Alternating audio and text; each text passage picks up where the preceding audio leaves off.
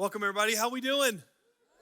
Man, it's a good day, a really good day for us to be together. I'm so glad to be with you. We just recently got back, as you may know, from Israel. So we had a group of people from church that were over in Israel, and I'll just answer the simple question that everyone asks me, like, how was the trip? You cannot explain a trip to Israel in words, okay? It's only experiences. So you have to go next time if you want to experience it, but it was really incredible. So thankful for the opportunity to do that, to walk where Jesus walked and to help the Bible come alive. I'll be sharing some of those things along the way, and you can cheat and look at everyone's Facebook pictures and stuff too, all right? I'm super glad to be with you. We are in this series called Faithful, and we've been looking at what it looks like to have a life of faith. And I want to tell you a quick story. When I was 30, which was not that long ago at all, my wife surprised me for my 30th birthday and got me something that I had dreamed about, wanted to do. I wanted to go skydiving, and she bought me a package to go skydiving. So I went skydiving on my 30th birthday. We drove out in the middle of nowhere. I don't even know where it was. And my siblings actually came into town from Virginia for my birthday. My little sister was going to go with me. So we were getting geared up. We went to the place. We met the guides. We're going through all the instruction. And the whole time, they're all looking out the window like, I don't know if it's going to happen. You know, the storm's supposed to come in. They're looking at radars. And we're like, should we go into an airplane right now? Like, this doesn't seem great. So we go through the class, but the whole time, they're distracted by the weather. And at the end of the class, they're like, we're going to have to wait a few minutes. We're not sure if it's going to happen today. We're like, do we want to go if it's like not sure if it's going to happen? Because that's the airplane that's a little bit bigger than us that we're jumping out of. And so finally they're like, let's go for it. We got time. We're in front of the storm. Like, great. We're in front of the storm. Hope it doesn't come while we're in the air. You know, I've never jumped though before. So I was working through some stuff. And when you do jumps for the first time, as a civilian at least, I don't know what you military people, they just throw you guys out of airplanes and stuff. But you have to go tandem, okay? So you have another person strapped to your back so you don't mess it up and hurt yourself. So for some reason, as there was like 6 of us jumping, they start assigning people of who's going to go with who. They assigned one of the guides to me, and for whatever reason, he happened to be by far the smallest physically of the guides. He's a low guy, okay? Jesus loves little guys. Zacchaeus, you know, we got the whole thing. But listen, he was little, so he came up to like the middle of my back. He's standing behind me strapping in. I was like, is this going to work? Like, how long of legs do you have for us to land properly? Because I got things flying, you know. Like, how's this going to work? So now there's like layers. We get up into the airplane. You know, he kind of leans over. He's like, it's our turn. So we get up. He straps in again. They're still looking out the window. They're like, whoa, wind's picking up. Like, don't say that. Like, don't say that. I just want to get this done. And it was exciting, too. Okay, it was fun. But finally, we get up to the opening, the hole's there, and we get up to the edge. He's like, okay, it's our turn. I'm like, great. What do I do next? And he's like, all you have to do is step out in faith. And then he just shoves us out of the airplane. Like, nosedive spiraling through the air. There's a video. I'm not showing you. Sorry, no time. But listen, that was an experience of just having to step out in faith, not knowing what's below you. I couldn't see anything. And I tell you that story, one, just to, you know, it's embarrassing. But we've been talking about faith over the past few weeks, specifically what it looks like to be faithful, living our lives out of faith. If you are not a person of faith, or you're not sure about faith, or you struggle a little bit with the idea of having faith, you prefer the more tangible, I can touch it, I can feel it, I can see it kind of thing. Let me suggest to you that, first of all, faith does not dismiss itself from tangible. It is another layer or component with things that can be experienced in a different kind of way. And let me also suggest to you there is a huge part of following God and knowing Him that resides in faith. It is holding on to something that is an experience. It is real. It is tangible, but it is not exactly a touch and feel kind of thing. And if that's where you are, I hope you'll stick with me for a few minutes as we wrap up this series. If you're already a person of faith and you regularly seek God and you know your faith is strong in him, man, I want to pray today that God is going to do something in your heart too to help you move to another place in faith. He has something more for each of us as we wrap up this short series. The Bible has a book called Hebrews, and in the 11th chapter of Hebrews, it's often known as the faith chapter because it has all these stories of people who have walked in faith. Anybody read Hebrews 11 recently at all? Okay, you at least saw a few verses over the last couple of weeks if you were here. And there are so many stories of people that walked in faith in Hebrews 11. And at the beginning of Hebrews 11, right out of the gate, the writer defines for us what faith is. What does faith even mean? Here's what he says in Hebrews 11, 1 and 2. Faith shows the reality of what we hope for, and it's the evidence of things that we cannot see. Through their faith, the people in the days of old earned a good reputation. It is this reality of what we hope for, evidence, tangible evidence of something that we cannot touch or see. The truth is, seeing is not always believing, especially in a world filled with Photoshop and new apps where you can delete people from your picture. Have you seen that? You know, in the old days, we used to have to get scissors and cut their head out. And now you just swipe and like the ocean shows up instead of the person you went to the beach with.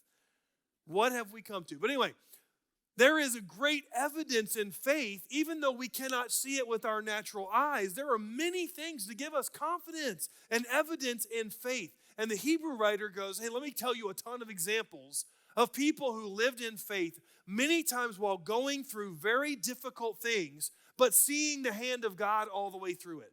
So let's ask a question as we jump in. What would you do if God told you to take a step out, but you didn't know where it was going to lead you? He told you to take a step, but you could not see the end of his instructions. And I mean that in the most practical way. Like you sense God leading you to something. Maybe God sort of nudges you to step out to start serving in some way, or take someone into your home, or sell some of your possessions and give them away, or start down the path of foster care, or fill in the blank with whatever it is. What if you knew a step God wanted you to take, but you could not see where you ended up? What kind of emotion would you have? If you're honest with yourself, what would you even do? Would you do it? Because that's exactly the situation that happened with the guy we're talking about today, Abraham. Abraham is this pillar of faith in the Bible. He's known as Father Abraham, and if you grew up in church, you know about Father Abraham. He had many sons, and many sons had Father Abraham, and I am one of them, and so are you. And if you don't know what I'm doing right now, just miss the 80s, okay? Abraham is this incredible example of faith in Hebrews 11. Hebrews 11, verse 8 is the section where we talk about Abraham. Here's what it says. It was by faith that Abraham obeyed when God called him to leave home and go to another land that God would give him as his inheritance. And he went without knowing where he was going. God tells Abraham, go, and he doesn't tell him where he's going. That is some serious faith. Can we agree on that? Like he calls Abram, as his name at the time, to step out in faith without clarity of the destination. So often that is how faith works. Faith is always more about who we're following than what or how we are doing or where we're going. When we read scripture and we feel challenged about a life situation, or we want to know, what are we going to have to do? How's it going to work out if we obey God or if we take a step toward him? But God doesn't always give us those details. A life of faith is one living in a pursuit of a person, in the character of a person, in relationship. It is about surrendering our will and our way to the outcomes of God and learning to listen to his voice, being led by his word every day, not always seeing where it's going to land. So often we have only a small sample size of the what or the how. Many times if God showed us what was way out in front, hey, this is where you're going to end up. Hey, this is how things are going to go. You know what we would do? Run the other way. Like there is no way I will ever go. There is no way I can get there. But he tells us we don't need to know that. We need to know who we are following to take a step out in faith. And that's what Abraham did. Now, just an illustration for me that I've showed this before, but I just think helps it so much. Very simply, if you were in the middle of the woods at night, it's dark, and you're trying to, I don't know why you're in the woods, okay? Go with the illustration. You're trying to follow a path through the woods, and you don't just have your phone, thankfully, because that's not a real flashlight. You have a real flashlight, all right? And what are you going to do with the flashlight? I'll make sure it's working. Okay, you're going to shine the flashlight on the path in front of you so that you can step in the places you need to step along the way to follow the path to the destination. And the time when it works is if we're actually shining the flashlight 1 or 2 steps ahead of where we're walking, so we put our feet in the right place. When we get in trouble is if we were to take the flashlight and try to shine it way up ahead, and we're trying to look at the destination, and we end up walking into some plant or tree or root that's right beneath our feet because we stopped paying attention to the steps we needed to take right here. It works the same way with faith. Jesus says, follow me, follow my voice, learn to be obedient to me, and the steps will sort themselves out as you follow the voice, the path of my voice. You need to know a who way more than you need to know a what. And that's what happens in Abraham's life. He doesn't even have Hebrews 11 to look back on and go, oh, okay, at least there's a lot of people that have walked this life of faith before. I can see their examples. Wow, they did some crazy cool stuff. He doesn't have that. He starts his calling in Genesis chapter 12, way back toward the beginning of the Bible, because Abraham's one of the early dudes. Genesis 12 is the story of Abram. It says this, the Lord had said to Abram, leave your native country, your relatives, and your father's family, and go to the land that I will show you. Keyword will show you. I will make you into a great nation. I will bless you and make you famous, and you will be a blessing to others. I will bless those who bless you and curse those who treat you with contempt. All the families on the earth will be blessed through you. Now, you may say, like, well, if God tells me I'm going to be famous and bless everyone on the planet, then that would make it a lot easier to obey, right? Maybe, maybe not. Remember the first part of the call. He is leaving everything he has ever known, his entire family, and he's taking his entourage of his people, and he's going to a land that he has no clue where it is or what he's going to face when he gets there. He doesn't even know if he will know when he arrives in the land. It turns out he didn't. He doesn't even know when they'll get there or what he's going to face when they arrive. They don't know, Abraham and his family, when the next instructions are going to come or how they're going to come or what they're supposed to do. They know one thing, who he's following. And I don't know about you, but when I set off on a trip, I really like to know where I'm going before I set the direction. Where are we going? Maybe it's a guy thing. I'm not going to stop and ask for directions, but I like to know where I'm going, okay? I don't want to wander aimlessly. I like to have a firm grasp on the steering wheel and a really idea of where I'm headed. God didn't give that to Abraham. He just called him to go, and he took a step out in faith. Now, I have a friend who describes his mom as a notorious backseat driver. Anybody just a self-admitted, self-proclaimed backseat driver? Like, yes, I am. All right, a few of us. All right, some of you are like, I'm not raising my hand, but I know I am. His friend says, his mom jokes that she is a backseat driver. And when his parents were younger, they joke about how her mom would always help dad with his driving and with driving tips as they were in the car together. And his dad used to jokingly say, you know what? Carolyn is driving, I'm just steering. Carolyn's driving, I'm just steering. And that's how God was asking Abraham to live his life. You might appear to be in the driver's seat, Abraham. Your family is following you, but I want you to let me do the driving, the directing, the leading of your life. I want you to steer. I just want you to kind of adjust along the way as you listen to my voice and follow a who into whatever path I call you. God is asking Abraham to trust him and be faithful. And Abraham did. He trusted the character of God. He stepped out in faith. He knew God had a plan, had no clue what it really was, but he knew who he was following, although he could not totally see what or how. And here's the reality of faith for us, friends. Faith often means stepping toward God immediately without all the details.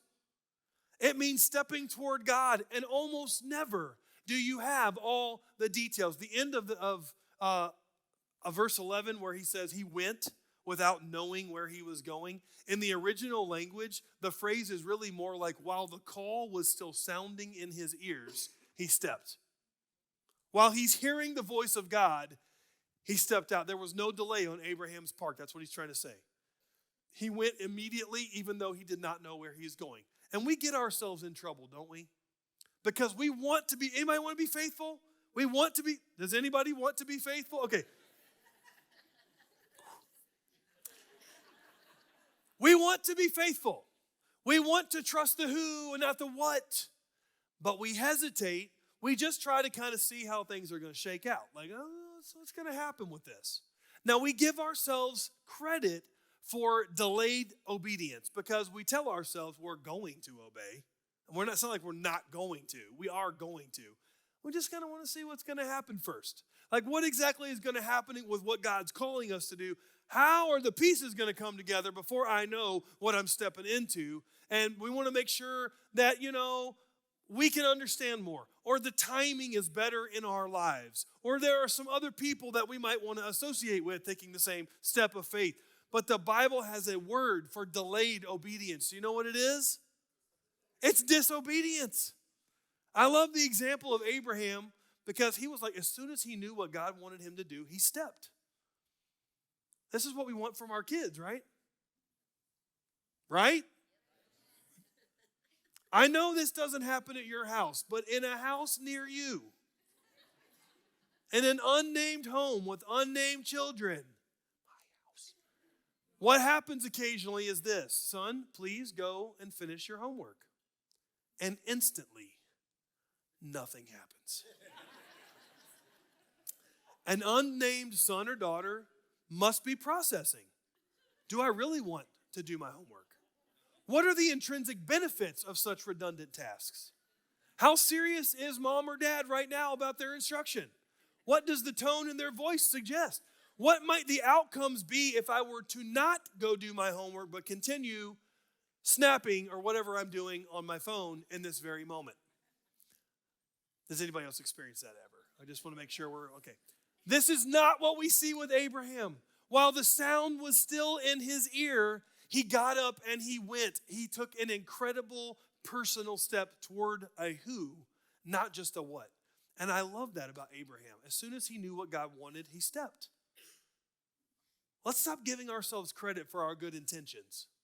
Because you know what good intentions really are? Is disobedience that we're not willing to admit. Ask yourself today, what step of obedience have you been putting off that you need to actually follow through on and just do it? You already know that God wants you to. It's a step of faithfulness to Him. The sound has been ringing in your ear. Maybe it's faded a little bit because of delay, but you need to take the step. Sometimes it's small, sometimes it's big. There are so many faith steps once we choose to follow Jesus. And every time we realize an area of sin, or we recognize a faithful step that needs to be taken, or we're convinced something that we should do that we know will honor God, faithfulness means immediately taking the step. And every day there are opportunities for us to put our faith in action by stepping out or shrinking back and trying to do it on our own. Every day we get a choice to say, I'm choosing right here and right now, faithful. I want to know that I'm following a who.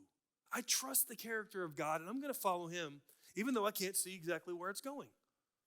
And when we do, it opens the door for God to do something so special, to train our disobedient hearts toward obedience in Him.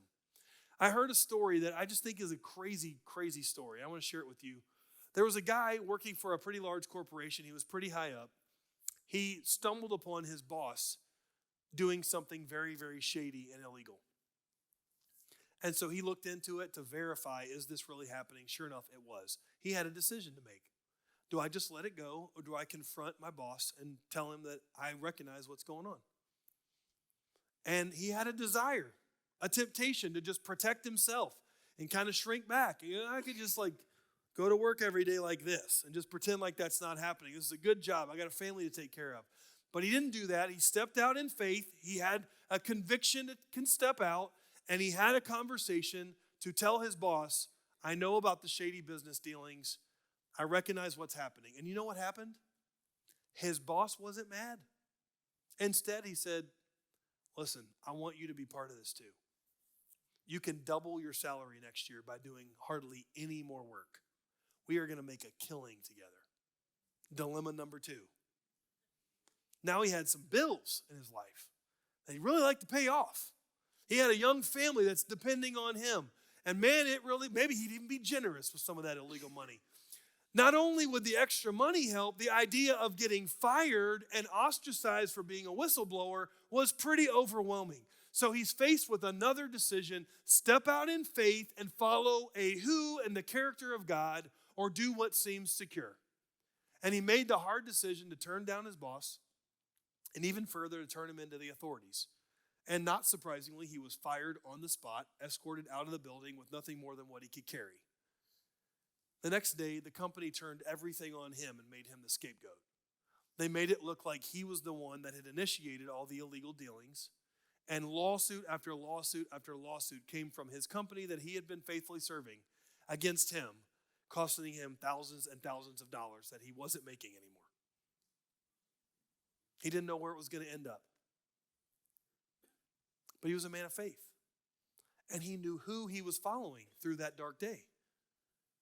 In the end, he spent better part of a year having extensive interviews with the FBI about some of the dealings within the company.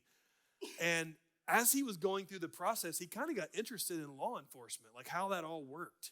And within a couple of years, as the lawsuits died down, as some of the realities of the system started working in his favor a bit, some of the charges were dropped, and he got hired by the FBI to work on cases much like the one he was part of just a few years before.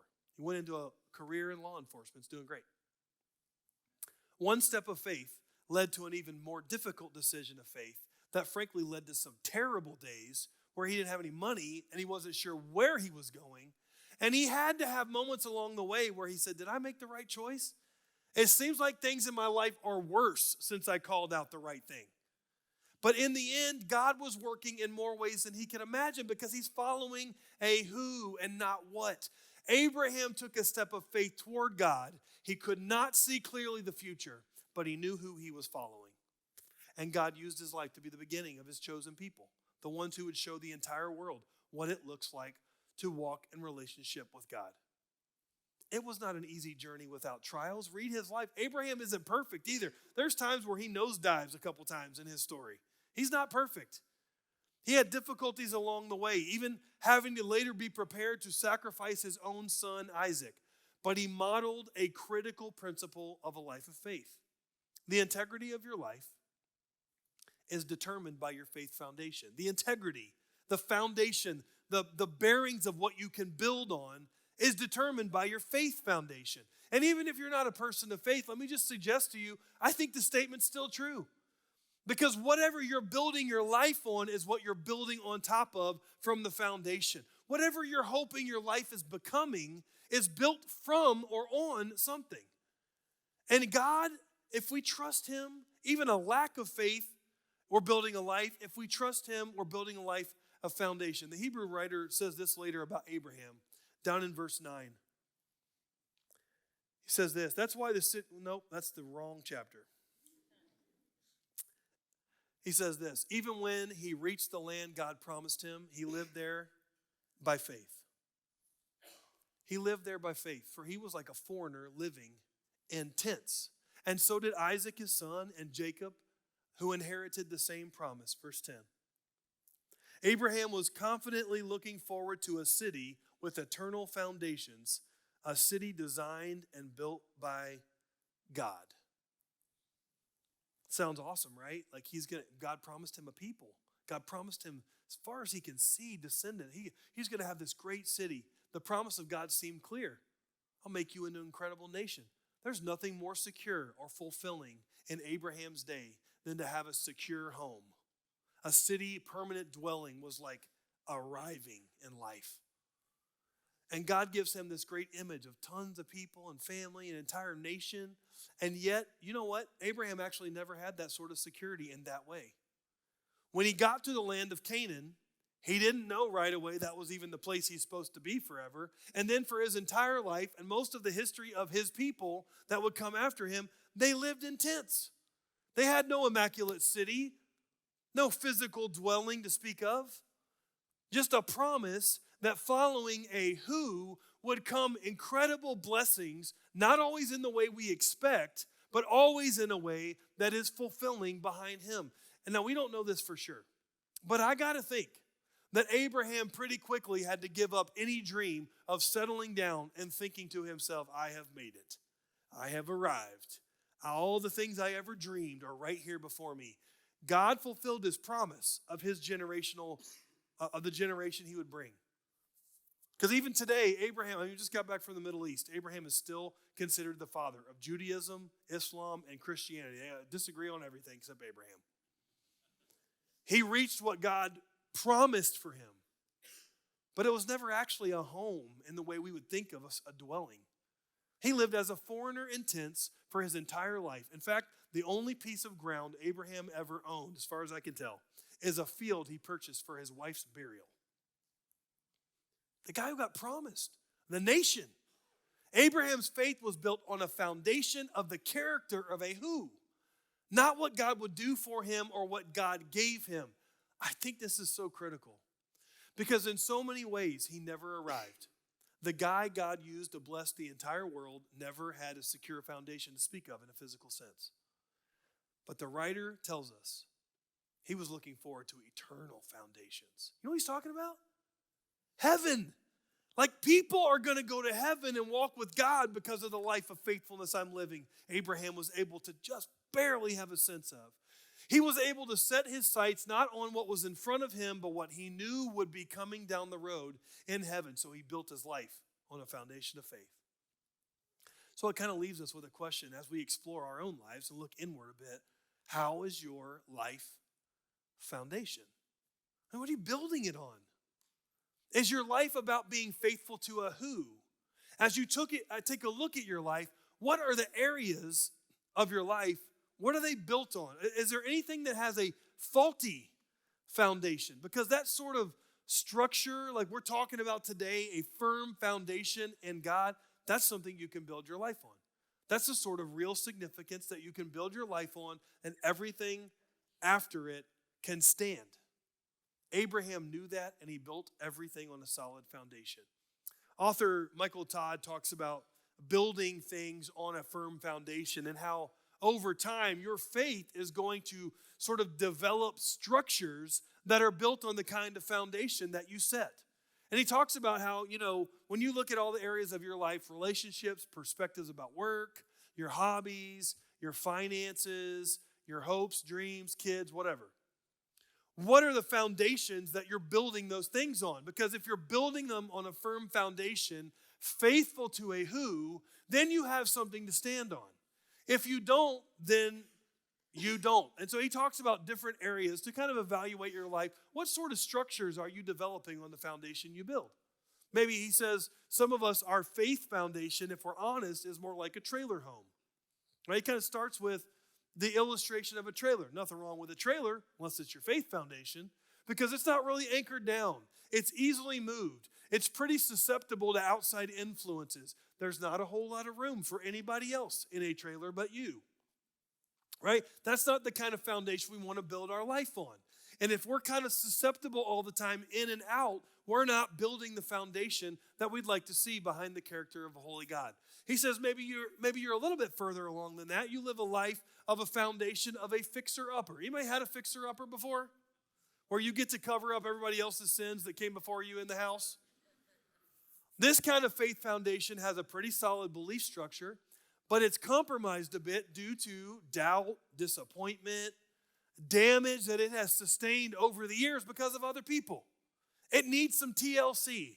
It needs a little bit of love and a little bit of guidance. Maybe he says you're not in a fixer-upper mode. As you continue to grow in your faith foundation, you have a foundation that can hold a structure like a mansion. Now, a mansion, that's different. There's a framework built in that's going to last for a long time. It's got room for a lot of other people. It's attractive to others.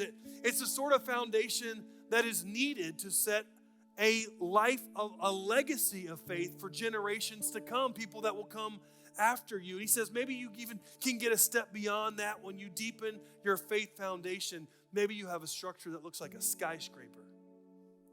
That kind of foundation that can hold a skyscraper is daring to dream big dreams and take big leaps of faith and live a lifestyle that is on display. Everybody can see it.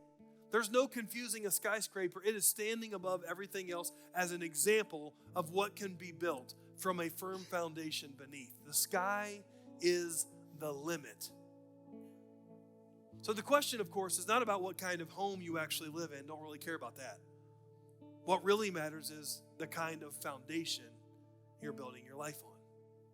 Where do you see yourself today? What sort of faith foundation have you laid, and what do you need to do about it today? I have a friend who years ago he had someone come and measure him and build a casket for him, a wooden casket. And it's weird mostly because he was like 30 years old when he did it.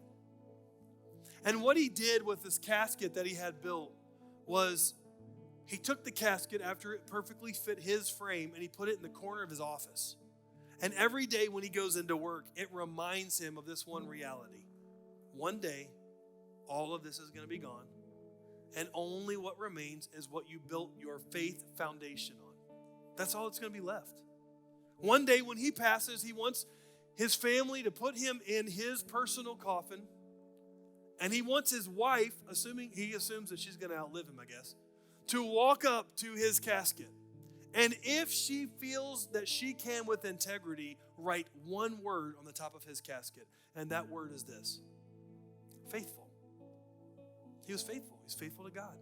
Faithful to his family. Faithful to step out in faith even when he couldn't see where he was going. Faithful to build his life foundation so the legacy of faith will follow him no matter what happens with his life. His life is gone. But his legacy remains because he built it on a firm foundation. Now, I don't know where you are in your faith today, what kind of foundation you're building. Is it bouncing around everywhere with the waves and the situations around you? Are you hesitant to be willing to step out in confidence and faith, following the character of a holy God who has proven himself generation after generation after generation? Because his invitation for us is that we would step out with confidence, friends, knowing we can trust the who that has gone before us. Would you pray with me? Lord, faith walking is challenging. I mean, we know that most of the time you don't show us the whole picture. We'd be scared to death if we saw it. But that doesn't make it easier for us, God. We are people who like to see. We want to know. But what you've shown us and what you've proven time and time again and what you invite us into is to follow your voice and know who we can trust, even though we can't know all the steps that we have to take. God, would you just work in our hearts today? Some of us need to take a step right now today to answer something that we've been disobedient about for far too long and take the faith step now. We need to do it today because we know who we follow. We pray in the power in the name of Jesus. Amen.